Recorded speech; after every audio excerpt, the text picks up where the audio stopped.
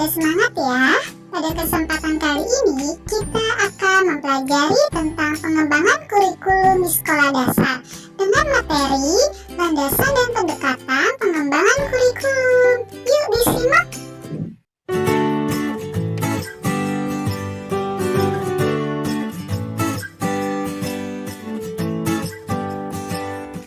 Pengembangan kurikulum merupakan sebagai suatu perencanaan yang memberikan kesempatan belajar dalam membentuk peserta didik ke arah yang lebih baik dengan mengalami perubahan yang diinginkan untuk tercapainya tujuan pendidikan dan mampu memahami sudah sejauh mana perubahan itu terjadi.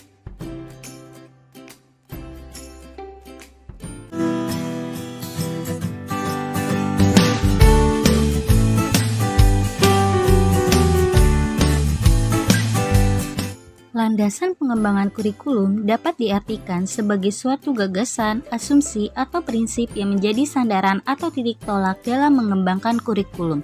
Dengan demikian, landasan pengembangan kurikulum diperlukan landasan-landasan yang menjadi asas untuk melakukan kerja pengembangan kurikulum pendidikan. Kemudian, ini dijadikan sebagai tujuan bagi seorang perumus kurikulum. Jika tidak, maka hasil kerja pengembangan tidak memiliki nilai efektivitas terhadap wujudnya tujuan pendidikan.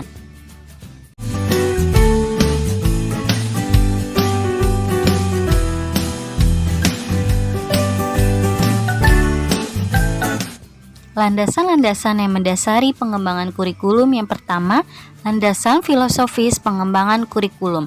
Landasan filosofis dalam pengembangan kurikulum merupakan hasil berpikir seseorang secara sistematis dalam merencanakan, melaksanakan, mengembangkan kurikulum.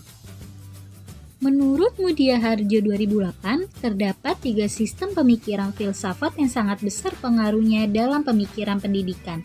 Yang pertama, landasan filosofis pendidikan idealisme. Menurut filsafat idealisme, bahwa kenyataan atau realitas pada hakikatnya adalah bersifat spiritual atau rohania.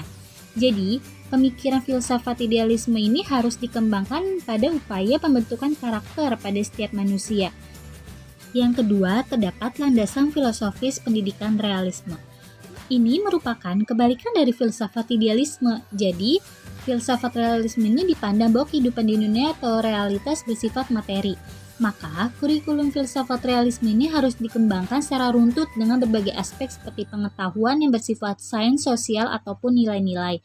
Yang ketiga, terdapat landasan filosofis pendidikan pragmatisme. Ini tuh landasan yang dapat terjadi dikarenakan adanya hasil evolusi biologis, psikologis, dan sosial. Yang selanjutnya terdapat landasan psikologis pengembangan kurikulum. Psikologi merupakan ilmu yang mempelajari tingkah laku manusia dalam hubungan dengan lingkungannya. Sedangkan kurikulum merupakan upaya menentukan program pendidikan dalam merubah perilaku manusia. Maka dari itu, dalam pengembangan kurikulum dengan psikologi harus berkesinambungan dalam upaya mengembangkan perilaku peserta didik. Psikologi perkembangan diperlukan untuk menentukan isi kurikulum yang akan diberikan kepada siswa dari berbagai aspek-aspek yang harus disesuaikan dengan taraf pengembangan peserta didik. Yang pertama, perkembangan peserta didik dan kurikulum. Dalam perkembangan peserta didik dan kurikulum memiliki tujuan pembelajaran yang berpusat kepada perubahan tingkah laku peserta didik. Yang kedua, psikologi belajar dan pengembangan kurikulum. Psikologi belajar ini merupakan ilmu yang mempelajari bagaimana individu itu belajar. Yang ketiga, landasan sosiologis atau sosial budaya. Dalam pengembangan kurikulum, landasan sosiologis pengembangan kurikulum itu adalah pandangan setiap individu yang berasal dari sosiologi sehingga menjadi acuan dalam pengembangan kurikulum. Dan yang terakhir, yang keempat adalah landasan ilmiah dan teknologi. Dalam pengembangan kurikulum, ilmu pengetahuan merupakan seperangkat pengetahuan yang disusun secara sistematis dengan melakukan riset atau penelitian. Sedangkan teknologi adalah aplikasi dari ilmu pengetahuan untuk mencari masalah-masalah kehidupan untuk segera dipecahkan.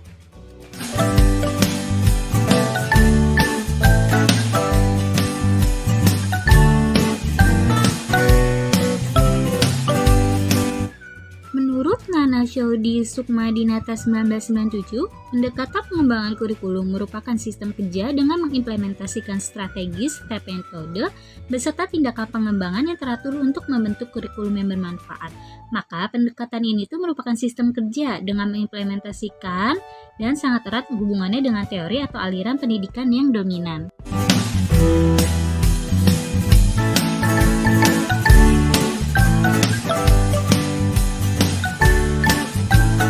Mengapa perlu pendekatan pengembangan kurikulum? Karena pendekatan pengembangan kurikulum ini merupakan suatu hal yang penting dalam meningkatkan dan mengembangkan kurikulum lebih baik lagi dengan harapan agar tercapainya suatu tujuan pendidikan dengan penerapannya strategi dan metode yang tepat dalam langkah-langkah sehingga pengembangannya akan sistematis dan diharapkan sesuai dengan tingkatan di setiap lembaga pendidikan dalam pengembangan kurikulumnya, agar muatan kurikulum dapat bermanfaat bagi diri siswa, masyarakat, bangsa, dan negara.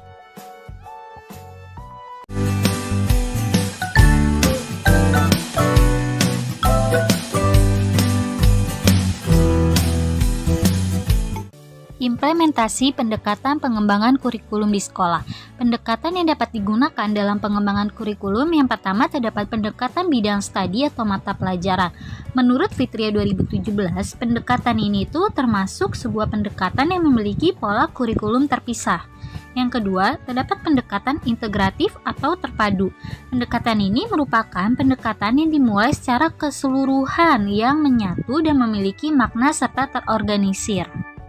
Yang ketiga, terdapat pendekatan sentralisasi. Pendekatan ini merupakan pendekatan yang bersifat top-down, artinya sistem komando yang digunakan ialah dari atas ke bawah.